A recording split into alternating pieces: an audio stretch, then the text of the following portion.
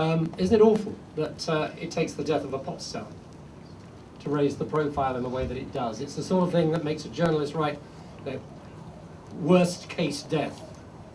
I wrote a headline like that once myself, and a much wiser, much older journalist than I at the time said, Roger, you can't say that.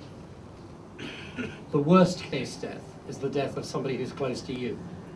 And it doesn't matter who they are. And if this is about anything, it's about trying to reduce that number. There are people in this room who've had those losses. As has been said, those of us who haven't experienced it can only begin to try and feel the agony. You know what it's really like. If this does anything at all that is useful, and it does, it is to reduce that number. Now, in this building, we say very often, our next guest needs no introduction. And then we go on and spend half an hour introducing him. I don't propose to do that. I said to the lady on my right, yeah, fine, but what do I say? And words tumbled out, and one of them was visionary, and I think that's probably quite a good start. But the other message that comes across very clearly indeed, and it is so worthwhile, is there are people in life who can't do, but there are also, thank God, people in life who can do. And you're about to hear from a can-do person.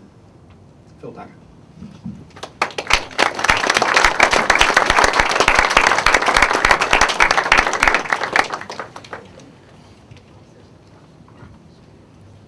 My boss.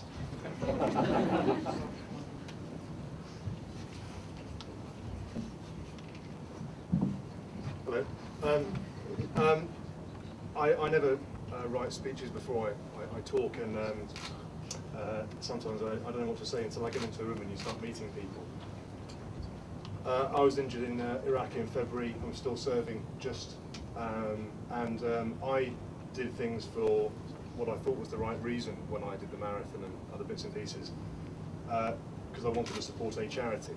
Actually, it was about getting me through my journey, because I found it quite difficult. But my journey has given me an insight into a number of different things. One is disability, one is cry, and I guess the connection of asking me to come along to start the walk this year for cry was because I'd walked a bit. I didn't, which is fair enough. And I only live around the corner, so I thought, well, actually, I don't know anything about the charity, but I'll come along and do something because it's Sunday and I didn't really have anything else to do. And of course, then I didn't realise that I was going to meet families who were wearing photographs of their children that they'd lost, and it was quite an emotional day. Clearly, more so for other people, but something hit me quite hard. That there are other people out there that could do with some support. This insight, this is, I've had a second chance. I've been very well looked after for the last 18 months. I wouldn't be standing here if it wasn't for the NHS. Wouldn't be standing here if it wasn't for the Ministry of Defence. I'm a lucky guy. But I am not going to sit back and waste my life or waste a day of my life anymore. Not that I was before, I was working very hard. But what I mean by that is I've just been very, very lucky. And I think that sometimes it doesn't take a lot to look at those around you that have found things difficult, and you want to enhance and support and improve the quality of life of other people. But if it can be prevented, that's a completely different thing.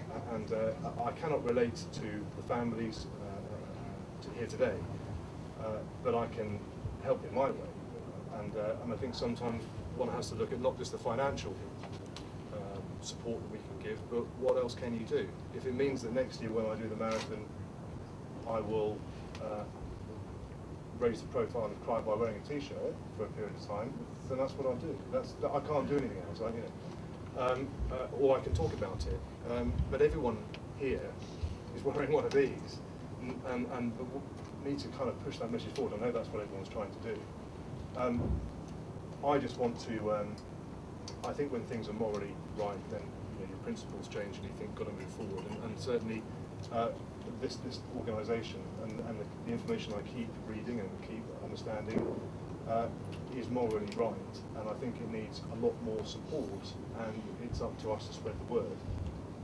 I think that I was very fortunate that the media were very much a vital part of what I was trying to do, but it's also the people who pass the word on.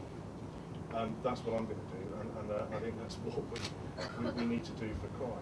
It's a real pleasure to be a patron. A patron, I think, can just put your photograph on the website and think, oh, I've done that, that's fine. It's more than that.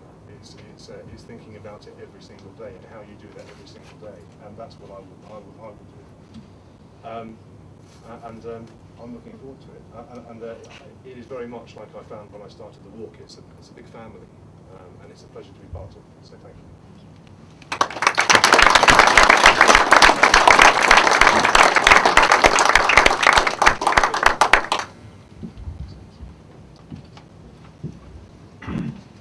Thank you very much indeed. Our patrons are extraordinarily valuable to us. They help us to raise the profile in a way that perhaps sometimes others can't, and we're deeply grateful. Phil, thank you very much indeed. You're a complete inspiration.